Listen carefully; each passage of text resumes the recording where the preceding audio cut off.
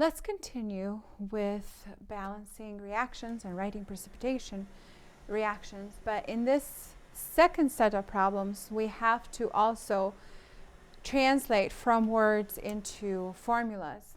We have potassium sulfate. We know potassium is K and sulfate is SO4. We have to make sure that what we write, these ionic compounds, are neutral. SO4 is a 2- ion. Potassium is a group 1. It will always have a +1 charge. The way it's written, it's not balanced. It's not neutral. I need 2 potassiums. Therefore, I put a 2 because I need 2 potassiums for every 1 sulfate. I put a 2 by the potassium there. It reacts with iron 2 nitrate. Note that I am given a Roman numeral in parentheses. That tells me the charge on the metal, which is iron. It's a transition element. It will form more than one type of ion. That number 2 tells me that it's a 2+ ion. And then I have nitrate, which I know is NO3, and it always has a -1 charge. Therefore, the way it is written is not neutral. I need 2 nitrates, the whole group. Therefore, I put that in parentheses and I put a little subscript 2 by that. Now that I'm mixing these two, as we said earlier, we swap positive ions. So let's do that. Potassium nitrate, K, we write those first, and the nitrate. Remember, nitrate has a -1 charge, potassium has a +1 charge. I don't need to do anything. Don't confuse yourself. Don't write it K2NO3 2. Just write a 1-to-1 ratio. KNO3. It's a neutral compound is what I need. And then I pair up the iron 2. Remember, the charge doesn't change, so it's iron 2 with the sulfate. This is a 2+, and my sulfate will be a 2-. Charges don't change. This is neutral. I don't need to mess with it. Now let's take a look and see if I'm balanced. I'm not balanced. I have 2 potassiums, only 1 here. I put a 2 in front. That balances my potassiums and my nitrates. I have 2 nitrates now, 2 nitrates here. 1 iron, 1 iron, 1 sulfate group, 1 sulfate group, and I'm balanced.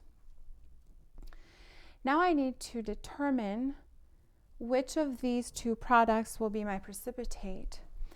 In the previous examples, we mentioned group 1 metals, so salts or ionic compounds that have group 1 elements, or nitrates will always be soluble. So this is not my precipitate.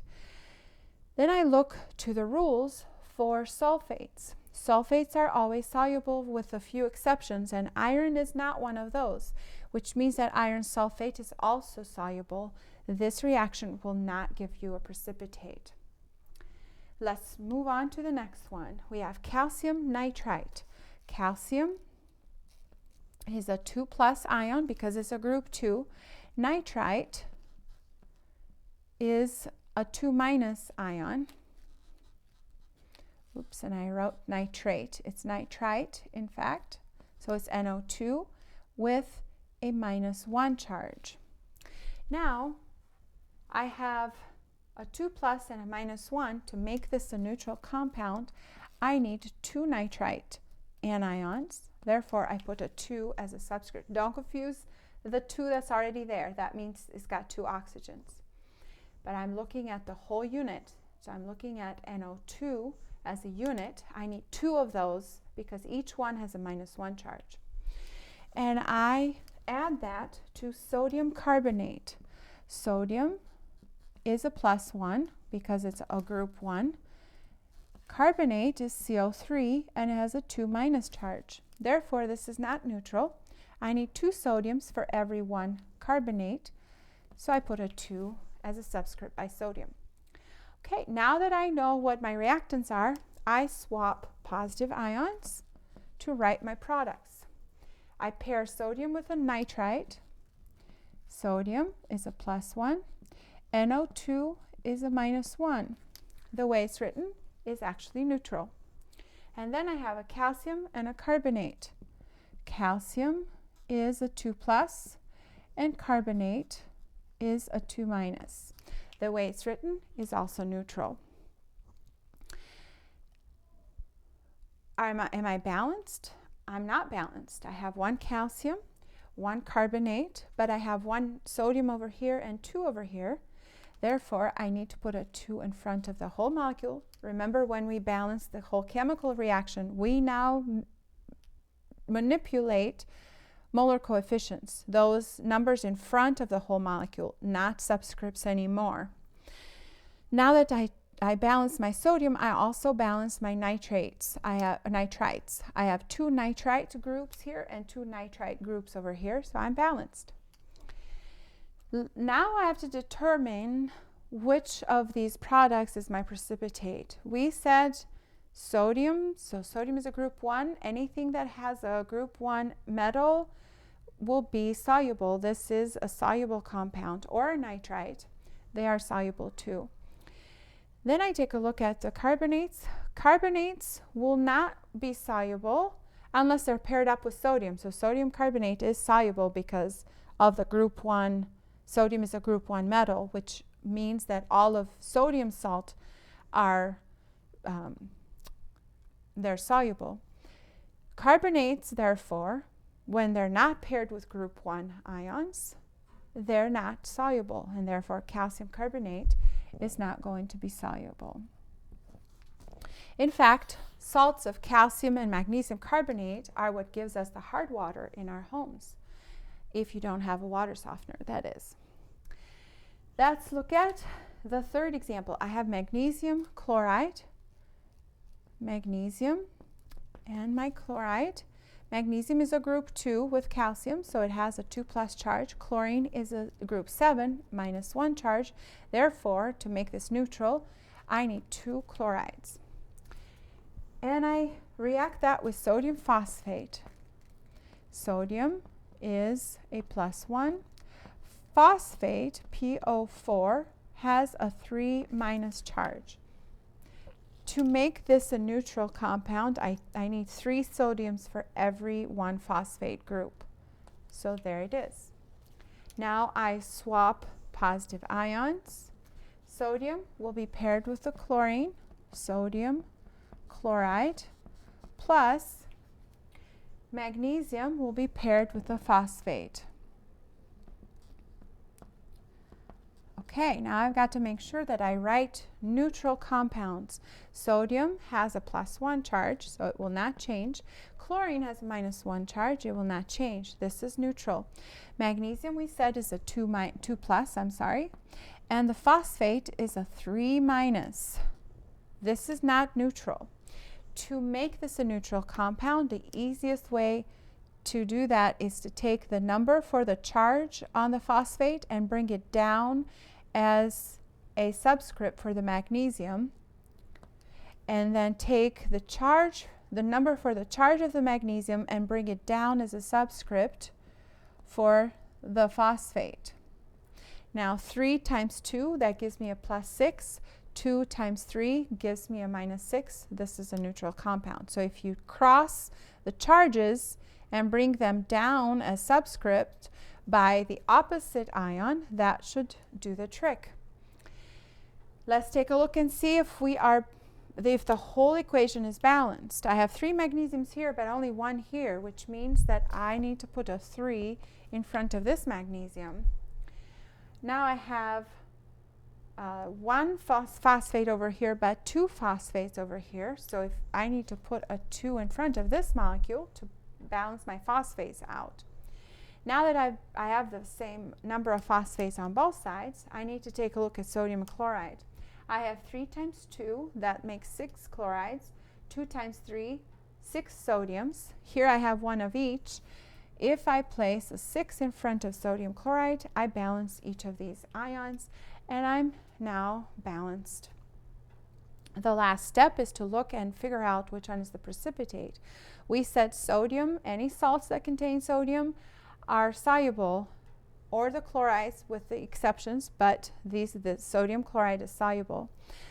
If you look in the solubility rule table and you look at under phosphates, you will find that phosphates, unless they are paired with a group 1 ion, such as sodium, potassium, lithium, etc., they are not soluble. And therefore, this is going to be my precipitate. And I put a solid by it.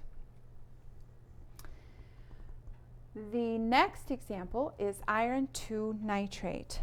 Once again, that Roman numeral 2 is telling me the charge on the iron.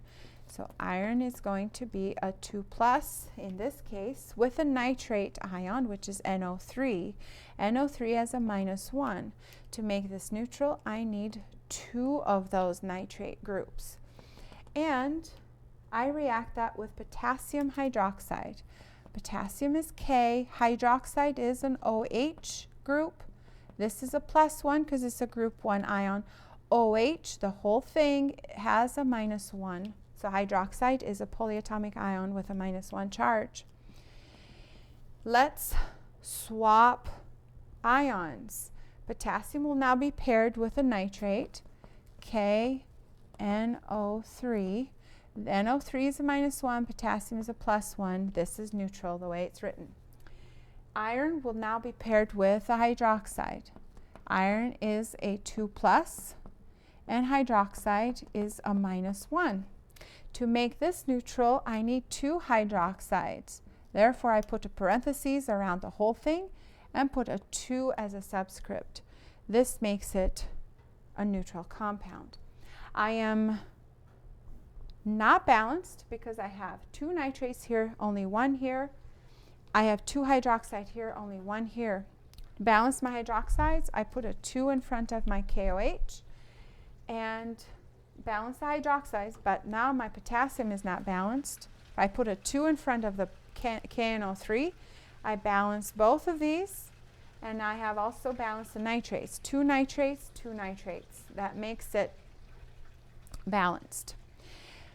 Let's determine which one is my precipitate. Once again, group 1 salts. Potassium is a group 1 salt or a group 1 element. So all the salts of potassium are going to be soluble. Therefore, this is a soluble compound. It's not my precipitate. Hydroxides, unless they're paired with the group 1 elements or NH4 plus, so ammonium, it's not going to be soluble. Therefore, this is my precipitate. Iron 2 hydroxide, and I put an S by my precipitate. Let's take a look at the last example. I have ammonium sulfate. Ammonium is a positive polyatomic ion. In fact, the only one that we really talk about. So ammonium is NH4 plus 1, and I have SO4. SO4 is a 2 minus ion. So to make this neutral, I need 2 nitrate groups, or 2 ammonium groups. So 2 of these gives me a +2 with a 2 minus. That gives me an overall charge of 0. I react this with barium chloride. Oops, before I do that, barium is a minus, or chloride is a -1 always. Barium is a group 2, which means it's always a 2 plus. To make this neutral, I need 2 chlorides. Now I swap positive ions. Remember, this is a whole unit. NH4 will be paired with Cl, NH4 and Cl. NH4 has a +1, Cl has a -1 charge. The way it's written is neutral.